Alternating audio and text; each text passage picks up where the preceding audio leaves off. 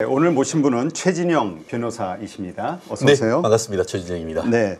자, 일단 저희가 사실 이거던 경제 채널로서 정치에 대한 일정 이런 것들 이야기를 전혀 하지는 않았었는데 지금 탄핵이라는 아주 중차대한 일이 터지면서 이것이 이제 경제에 미치는 영향이 너무나 크고 우리가 이제 앞으로 투자와 관련해서 어떤 일정을 되돌아봐야 되는지 예상을 해야 되는지 좀 점검해 보기 위해서 오늘 이렇게 좀 모셨습니다. 네, 반갑습니다. 일단 오늘 오전에 이제 한동훈 대표의 어떤 직무정지 뭐 이 이야기가 나오면서 탄핵이 거의 가시화되는 것 같습니다. 현재 일단 이 탄핵과 관련해서 일어나고 있는 일련의 상황들 한번 정리 좀 해주시죠.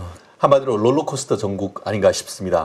어제 저녁 사실 제가 이 스튜디오 바로 길 건너 국회 TV에서 네. 여둘 야둘 해서 토론을 했는데 야당 측 대표 그러니까 홍익표 전 민주당 원내대표조차도 다가오는 토요일 저녁 7시에 있을 이 국회 탄핵 결의가 통과되지 않을 것이다라고 사실 거의 단정적으로 예측을 했습니다. 아, 그래요? 물론 이후에는 어떤 변동성이 있을지 모르지만 국민의힘에서 당론으로 그 탄핵을 거부하기로 했다는 점에서는 그런 식으로 예측을 했었었는데 불과 그냥 밤 사이에 한동훈 국민의힘 대표가 본인이 가진 여러 가지 신뢰할 만한 증거에 따를 때에 윤석열 대통령의 직무를 정지해야 될 필요성이 커졌다. 네. 그 말은 이번 국회에서의 어떤 그 탄핵 결의에 찬성하겠다라는 정치적 해석을 놨던 건 아니겠습니까? 그 이후에 오늘 오후에 지금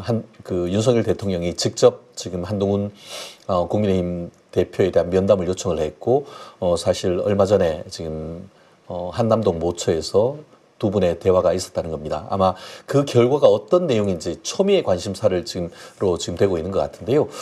현실적으로 지금 그 상황 속에서도 지금 국민의힘 같은 경우에는 백가쟁명 소리가 나오는 것 같습니다. 이른바 탄핵의 트라우마, 박근혜 전 대통령에 대한 탄핵의 트라우마 그 부분이 있어서 탄핵에 찬성했을 때의 분당과 함께 지난 5년 내지 7년 정도의 보수 괴멸이 있었지 않느냐. 그렇기 때문에 이 부분은 방탄 논란이 있다 하더라도 어떻게든 탄핵 자체는 막아야 된다라는 것이 일단 다수설입니다. 그렇지만 항상 아무리 다수설이라 한다 하더라도 지금 현재의 국회 구도상 지금 172석이 야당이고 범야권으로 하면 192석 결국 8석만 이 국민의힘에서 이탈을 할 경우에는 탄핵이 가결될 수밖에 없는 그런 절체절명 상황 속에서 지금 윤석열 대통령이 어떤 생각으로 지금 한동훈 대표와를 인터뷰를 요청을 했는지는 모르겠습니다.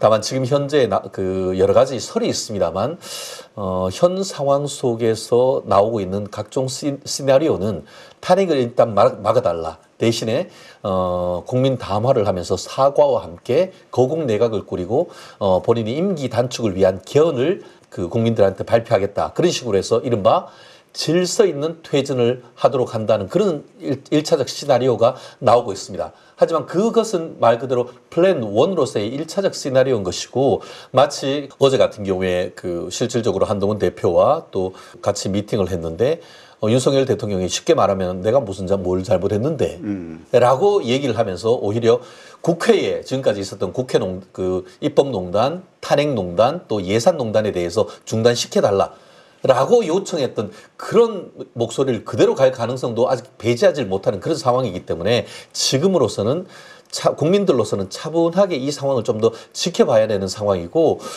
현재로서는 사실 한 치 앞을 누구도 예측하지 못하는 그런 상황이 된 것이 아닌가 생각합니다. 네, 아마 그래서 그런가요? 오늘도 우리 증시는 외국인들의 코스피에서의 매도 뭐 그렇게 세지는 않지만 네, 매수로 나오다가 또 매도로 됐다. 하여튼 뭐 좀 여러 가지로 복잡한 것 같아요. 그러니까 설이 너무 많이 떠돌아다녀서. 그렇습니다. 네. 다만 저보다 더 잘 아시겠습니다만 어저께 같은 경우에 국제적인 신용평가기관 S&P 스탠다드 앤 포어스 같은 경우에는 대한민국의 어떤 펀더멘털이 강하다. 어떻게 보면은 이와 같은 비상계엄 사태에 대해서 정말 150분 만에 정상으로 돌아가는 그런 것을 보면서 회복 탄력성이 강하다라고 해서 향후의 어떤 중장기적인 경제 전망은 탄탄하게 보지만 그렇지만 그럼에도 불구하고 단기적인 충격이 워낙 지금 강한 것이고 아직 그 여파가 남아 있다 보니까 향후에 정말 헌정 질서 범위 내에서 어떻게 질서 있게 가느냐 아니면은 지금 야당에서 우려하는 것처럼 것처럼 이른바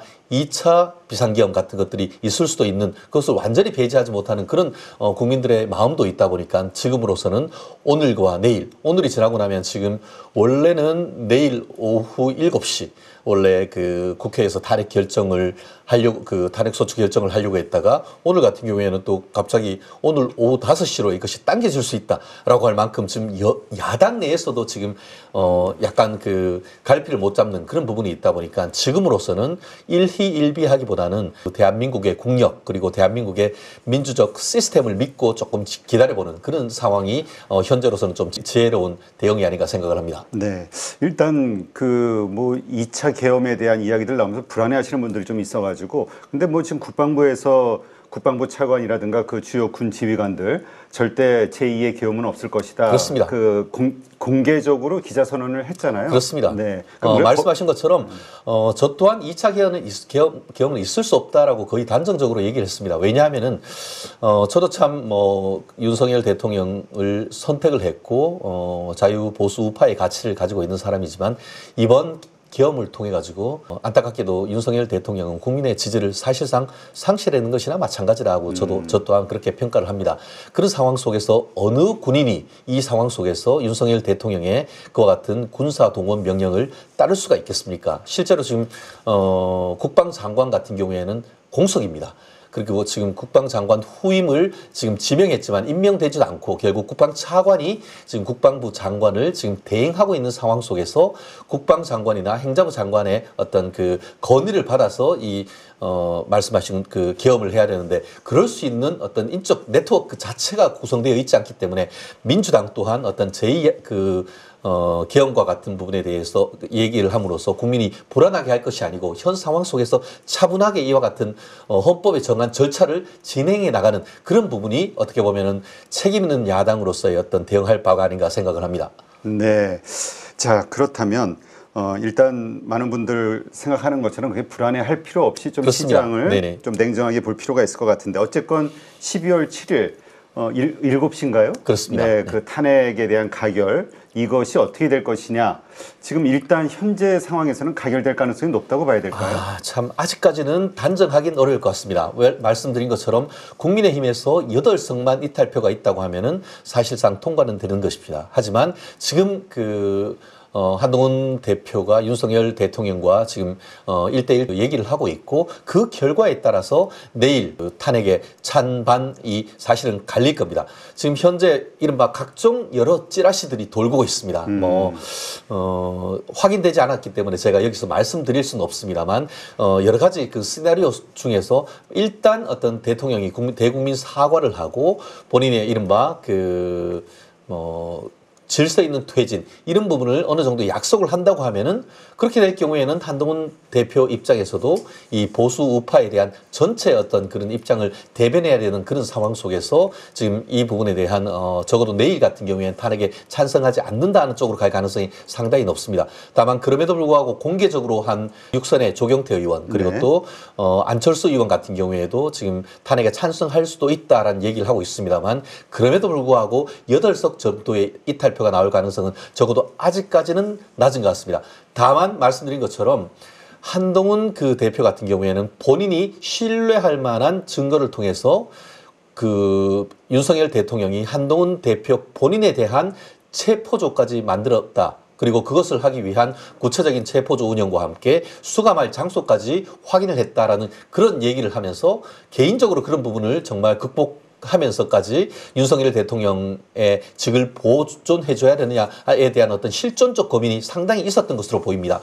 다만 그럼에도 불구하고 김기현 전 대표라든가 여러 지금 그 전직 어떻게 보면 당 대표라든가 어떻게 보면 중진들이 탄핵은 어쨌든 막아야 된다. 네. 제3의 길을 찾아야 된다라고 지금 강하게 지금 요청하고 실제 오늘 점심 때도 그와 같은 그 야당 중진과 그 한동훈 대표의 모임이 있었기 때문에 한 대표가 최종적으로 어떤 판단을 할지 이 전국의 키워드를 지금 민주당의 이재명 대표에 있기보다는 오히려 이재명의 정치적 미래와 윤석열 대통령의 정치적 미래는 실질적으로 한동훈 국민의힘 대표에게 결심에 달려있는 그런 상황이 아닌가 생각을 합니다. 네, 그렇군요. 자, 그렇다면 일단 두 가지 시나리오로 좀 봐야 될 것 같습니다. 7일, 그러니까 내일이죠. 만약에 탄핵이 가결이 됐을 때 어떠한 절차들을 통해서 앞으로 그 전국이 흘러가게 되는 것인지. 그렇습니다. 뭐 안타깝습니다만 그럴 가능성도 배제할 수 없기 때문에 그러한 가정적 상황 하에서 말씀드린다고 하면은 일단 내일 7시에 계획대로 그 탄핵 결의가 돼서 200석, 제적 200석 이상 찬성을 한다고 하면은 그 결의를 국회 사무처는 바로 헌법재판소에 접수를 합니다. 그러면 네. 그 접수되는 순간 윤석열 대통령의 직무는 정지가 됩니다. 마치 그 2000년대 초반 고 노무현 전 대통령에 대한 탄핵 결의가 있고 그에 대한 그 결의서가 헌재에 도달함으로써 노무현 전 대통령이 사실상 식물 대통령이 되었고 2016년, 17년에도 박근혜 전 대통령이 그와 같은 일을 겪었는데 실제로 거의 대한민국 헌정사 한 20년 사이에 벌써 세 번째 그와 같은 일이 벌어지고 있다 보니까 참 21세기 대한민국을 살면서 초현실적인 어떤 상황에 대해서 믿기 어렵다라는 그런 얘기도 있지 않습니까? 네. 하지만 그것이 지금 현실화될 가능성이 높은 것이고 그렇게 될 경우에는 헌법재판소가 그 국회로부터의 어떤 그 탄핵 소추 결의서를 받으면은 그건 결국은 이제 윤 대통령한테도 송달이 되는 것이죠. 말씀드린 것처럼 윤 대통령에게 송달되기 전에 어쨌든 헌법재판소의 그 심판 결의서가 들어가는 순간 헌법적으로 정지가 됩니다.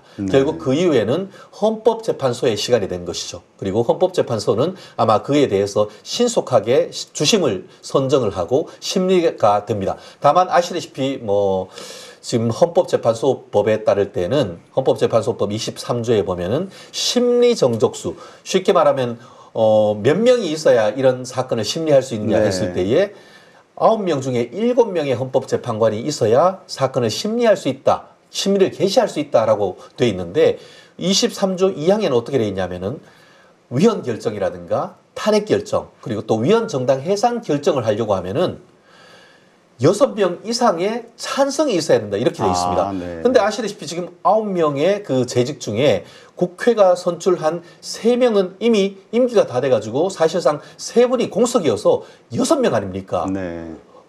그러니까 지금 헌법재판소법에 따르면은 심리를 못하죠. 그런데 이게 뭐 불행인지 다행인지 이진숙 방통위원장이 탄핵 소추를 당했을 때에 그렇게 나가서 이게 더 이상 심리를 못하게 되면은 내가 더 이상 직을 못하니까 좀 이렇게 되는 그 심리 정족수 7명인 것은 이거 헌법이 위반된다라고 효력정지 가처분을 했는데 헌법재판소가 그거 맞습니다. 헌정이 중단되는 것은 막아야 된다라는 취지에서 그 효력을 정지를 해서 그와 같은 7인의 어떤 그 심리가 사람이 있어야 헌법재판관이 있어야 돼 어떤 심리를 할 수 있다는 게 지금 효력이 정지가 되니까 6명의 상태에서도 지금 진행되고 있지 않습니까? 네. 그렇기 때문에 그 효력이 정지되니까 윤석열 대통령의 탄핵 심리도 설령 6명이라 한다 하더라도 그대로 진행은 될 겁니다. 하지만 말씀드린 것처럼 이 조항은 잠정적으로 효력을 정지를 했는데 나중에 본안 소송을 해가지고 그거 합헌이야. 이렇게 만약에 헌법재판소에서 결정을 해버리면 어떻게 되느냐. 헌법재판관이 7명이 돼야 그 심리를 할 수 있는데 6명이 진행을 했기 때문에 이거는 재판부 구성에 본질적인 문제가 있다고 돼버려가지고 정당성의 문제. 그렇죠. 그럼 그 결정이 다 무효가 돼버립니다. 네. 그렇기 때문에 심리는 한다 하더라도 사실상 결정하는 것은 어려워진다라는 것이 지금 헌법학자와 법학자들의 일반적인 견해입니다. 그러다 보니까 심리는 진행되지만 실질적인 결정은 못한다. 그렇게 되면 어떻게 해야 되죠? 3명을 임명을 해야 되는데 3명 임명은 누가 하죠? 대통령이 임명을 하는 겁니다. 그럼 대통령이 탄핵이 돼가지고 지금 공석이 돼버리니까 그러면 헌법재판소가 계속 어떻게 보면 기능상의로 가는 것이 아니냐 하지만 그거에 대해서 헌법이 가지고 있는 어떤 플랜 B는 뭐냐면은 결국 아까 얘기한 것처럼 국회에 결의가 있고 그것이 접수가 되는 순간 대통령은 사실상 식물이 되지만 대통령 직대 직무대행으로서 결국 1순위라 할 수 있는 한덕수 국무총리가 마치 박근혜 전 대통령 당시에 황교안 국무총리가 대통령 직무대행을 했던 것처럼 한덕수 국무총리께서 대통령 직무대행을 하고 국회에서 여야가 합의해서 3명에 대한 안을 올리면은 그것을 임명을 함으로써 새로이 헌법재판관을 9명으로 구성한 다음에 심리하는 이것이 앞으로의 어떤 예상되는 어떤 헌법재판소의 새로운 구성과 그에 따른 심리, 결정 절차가 되지 않을까 예측을 합니다. 네, 그렇군요.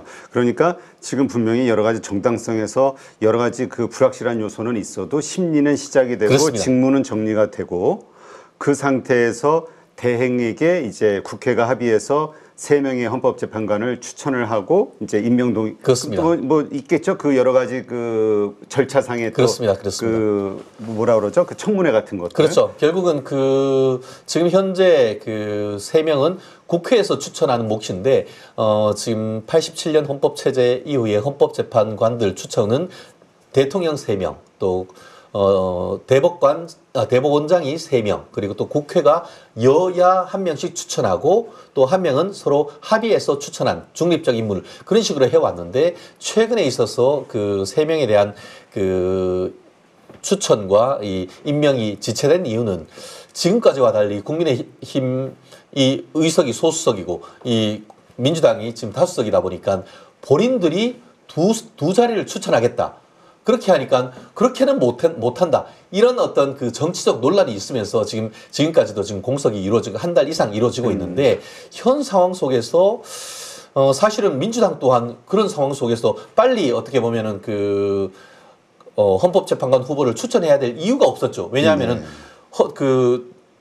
이준숙 방통위원장이라든가 다른 지금 이번에 어제 같은 경우에는 감사원장 그리고 또 서울중앙지검장 등 검사 3명을 탄핵을 했는데 심리가 안 될수록 그 자체가 제대로 돌아가지 않고 그렇게 될 경우에는 전 정권에 대한 어떤 그런 감사 자체도 사실상 중단이 되는 것이고 이재명 민주당 대표에 대한 수사나 아니면 재판에 넣은 것에 대한 공소유지 이것도 상당히 어려워지기 때문에 민주당으로서는 적어도 지금까지는 헌법재판관을 추천하는데 사실상 소극적이었어요. 네. 그런데 이와 같이 갑자기 지금 그 탄핵 사태가 되면서 민주당에서는 신속하게 지금 그 헌법재판관을 추천해서 어떻게 보면 대통령에 대한 탄핵을 진행하겠다라는 그런 의지를 보이고 있기 때문에 과연 이와 같은 헌법재판관을 얼마나 빨리 신속하게 추천을 해서 임명을 하느냐 이것도 향후 이 탄핵 정국이 얼마나 시간이 걸릴 것인가를 가늠하는 하나의 중요한 지표가 되지 않을까 생각합니다. 네.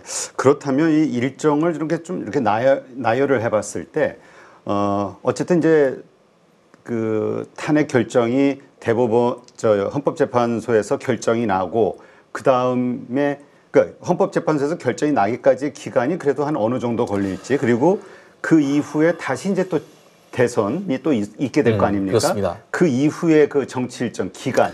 그러니까 그렇습니다. 우리가 혼란스럽게 봐야 되는 기간이 총 얼마나 되는가? 그렇습니다. 사실 이 부분과 관련해 가지고는 누구도 지금으로서는 단정할 수가 없습니다. 사실 박근혜 전 대통령이나 노무현 전 대통령에 대한 탄핵 절차는 그렇게 몇 달이 걸리진 않았던 것으로 기억을 합니다. 그것이 기각이건 인역이건 정상적인 어떤 그 헌법재판소가 구성이 돼 있다고 하면은 아무리 길어도 6개월 이상 걸릴 가능성은 현저히 떨어지는 것이죠. 그렇지만 변수가 지금 말씀드린 것처럼 헌법재판소 구성 자체가 지금 비어 있다 보니까 사실은 지금도 심리를 해서 탄핵 결정을 하는 게 불가능한 건 아닙니다. 왜냐하면은 7명이 의사 정족수랑 자체가 효력이 정지가 돼 있고 탄핵 결정을 하려고 하면은 6인 이상이 찬성을 해야 되는데 지금 6명이 있다 보니까 6명 전부 다 탄핵한다라고 하면은 탄핵이 되는 겁니다. 다만 지금도 보면은 일부 그 윤석열 대통령이 추천해서 된 분들이 있다 보니까 야당으로서는 지금 있는 상황 속에서 과연 6명 전부가 윤석열 대통령에 대한 탄핵을 인정할 것인가?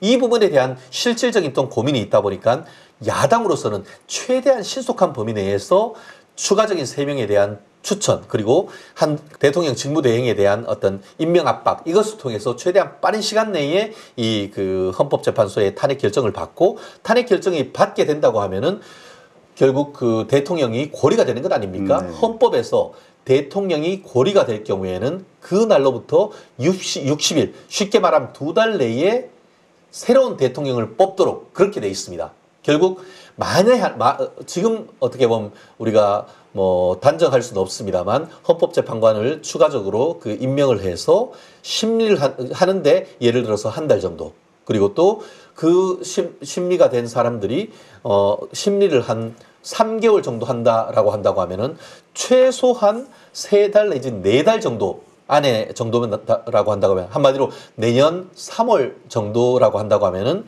이 헌법재판소에서 탄핵 여부의 결정이 날 가능성이 상당히 높지 않을까. 그렇게 되면은 만약에 탄핵이 기각되면은 그때 윤석열 대통령은 노무현 전 대통령처럼 기사회생을 해서 대통령직을 수행할 것이고, 그렇지 않고 탄핵이 인용이 되면은 박근혜 전 대통령처럼 그대로 어떻게 보면은 그 용산 대통령실을 비우고 야인의 길을 가야 되는 것이죠. 그리고 뭐 지난 2017년에 있었던 것처럼 3월 7일 날 탄핵 결정이 있었고, 그로부터 그 60일 뒤인 5월 6일이었습니까? 네. 이른바 장미 대선을 통해서 문재인 전 대통령이 당선이 됐었었는데, 그처럼 지금 만약에 그 기존과 유사한 정도로 간다라고 하면은 이번에도 한 3월 정도에 헌법재판소의 결정이 있고, 이 다음 그 5월달 전후로 해서 5월달이나 6월 전후로 해서 다음 대통령을 뽑는 대선이 있을 가능성, 현재로서는 그 정도의 어떤 정치 일정을 예상할 수 있지 않을까 생각합니다. 네, 그렇군요.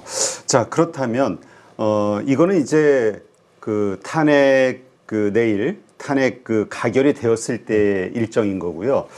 지금 나오고 있는 얘기는 뭐 잠깐 뭐 루머처럼 돌았다 이렇게 얘기하지만, 한동훈 대표와의 어떤 면담 이후에 스스로 이게 뭐 질서 있는 퇴진, 이때의 시나리오는 어떤 게 있을까요? 그렇습니다. 말씀드린 것처럼 질서 있는 퇴진도 두 가지 시나리오가 있는 것이죠.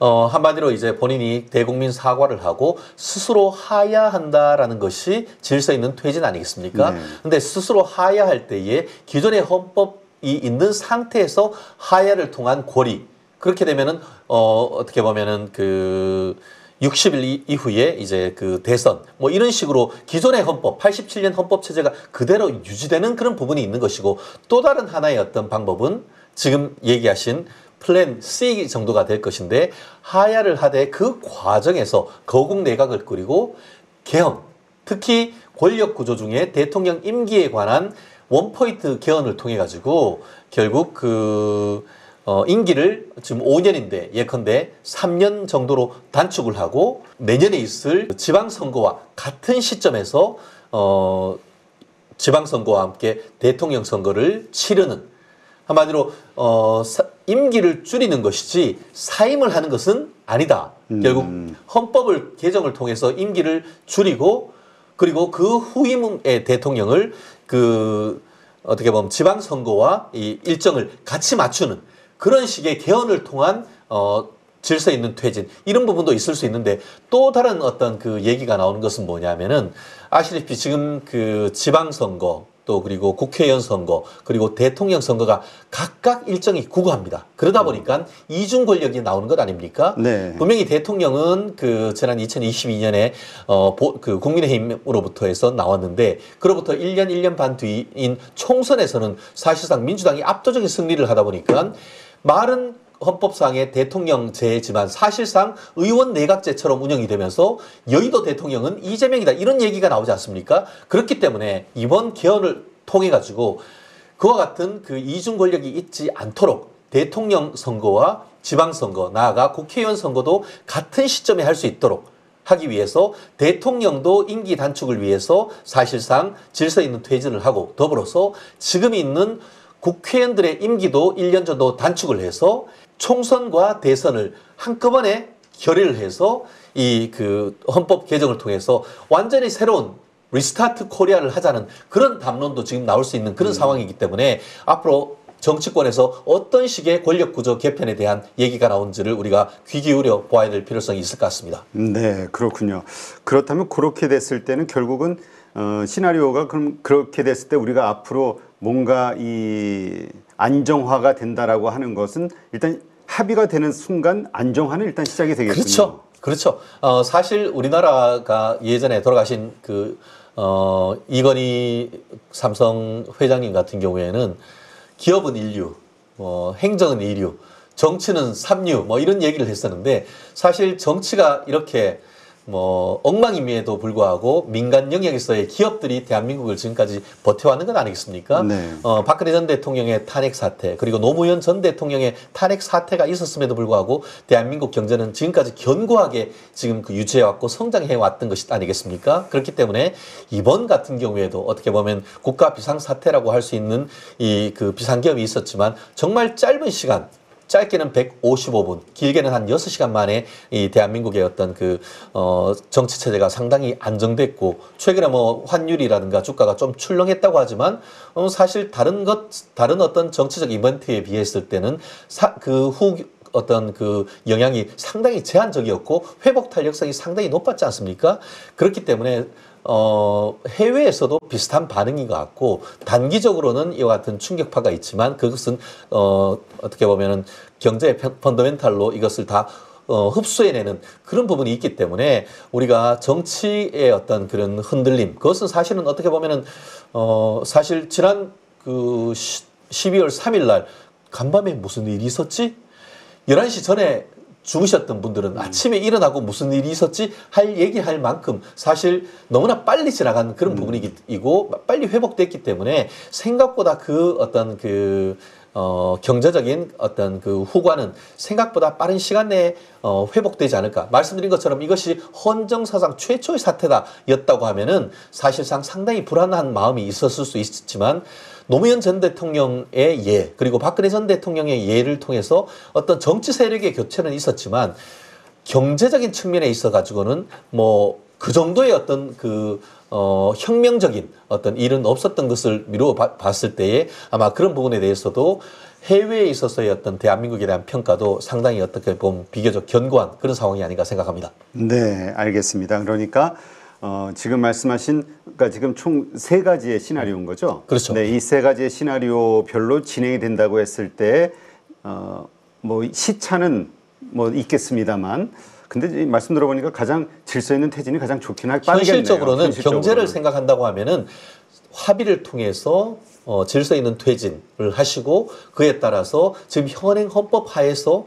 현행 헌법은 뭐 너무나 굳건한 건 아닙니까? 87년 이후에 지금 50년 가까이 있는 그 시스템에 따라 한다고 하면은 예측 가능성이란 측면에서는 가장 높은 부분이 될 수 있는 것이죠. 네, 그렇고 그냥 탄핵으로 갔을 때는 말씀하신 대로 좀 알 수 없습니다만 그렇습니다. 헌법재판관 충원 이런 문제가 있겠죠. 요 문제의 그 일정 그 외에 근데 요것이 만약에 결정이 된다고 하면 요 일정 우리가 알 수 없으니까 네네. 그 이후로는 좀 우리가 좀 예상하기 쉽게 대략 몇 개월 정도 사실 지금 말씀드린 것은 우리가 지금 이 문제는 정치적 문제와 함께 사법적 문제를 같이 내포하고 있는 것입니다. 사실 일반인 입장에서는 탄핵이 그거 같고 내란이 그거 같지만 사실은 투트랙으로 갈 수밖에 없는 것이죠. 이 말씀드린 것처럼 정치적인 의미에서 탄핵을 했을 때 헌법재판소가 그걸 인용했을 때는 주문은 뭐냐면은 피신청인 윤석열을 파면한다가 되는 겁니다. 네. 그것은 쉽게 말하면 공무원을 그 자리에서 끌어내리는 것이고 그것 외에 지금 이와 같이 어떤 비상계엄을 했는 것이 헌법과 계엄 그리고 형법에서 얘기하는 내란죄가 되느냐 이것은 또 다른 사법 트랙이 되는 겁니다. 말씀드린 것처럼 지금 좀 전에 얘기하는 것은 헌법적인 절차에 따라서 헌법재판소의 어떤 어떤 타임라인이 되는 것이지만 그와 별도로 지금 경찰의 국가수사본부 그리고 또 검찰이 지금 대검에서 직접 수사를 하고 있습니다. 네. 이 부분과 관련해서는 직권남용 내지는 지금 내란으로 하고 있는데 경우에 따라서입니다. 말씀드린 것처럼 혐의가 인정된다라고 봐서 윤석열 대통령과 지금 이제는 이미 됐던 김용현 전 국방부 장관 등에 대한 구속영장을 청구할 가능성도 완전히 배제할 수가 없습니다. 말씀드린 것처럼 그렇게 됐을 경우에는 이것은 헌법재판소가 얘기하는 것과는 사뭇 다른 어떤 사태가 될 수도 있는 것입니다. 그렇기 때문에 만에 하나 마치 박근혜 전 대통령에 대한 것처럼 윤석열 대통령에 대해서 구속영장이 청구가 되고 만약에 그것이 발부가 되고 이렇게 된다고 했을 경우에는 그러한 것은 사실상 어쨌든 제가 이런 말씀하기도 참 그렇습니다만 헌법재판소의 어떤 헌법재판 절차도 상당히 급물살을 탈 가능성이 있습니다. 그렇기 때문에 말씀드린 것처럼 수사에 대한 절차와 헌법재판소의 절차는 따라가긴 합니다만 서로 영향을 줄 수밖에 없는 그런 상황이기 때문에 단순히 그 헌법재판소의 절차뿐만 아니고 이 검찰이 진행되고 있는 이 윤석열 대통령을 비롯한 현재의 이 비상계엄에 관여된 지휘 라인에 있던 사람들에 대한 수사 절차, 이것도 하나의 변수가 될 가능성이 있지 않을까 생각합니다. 네, 알겠습니다.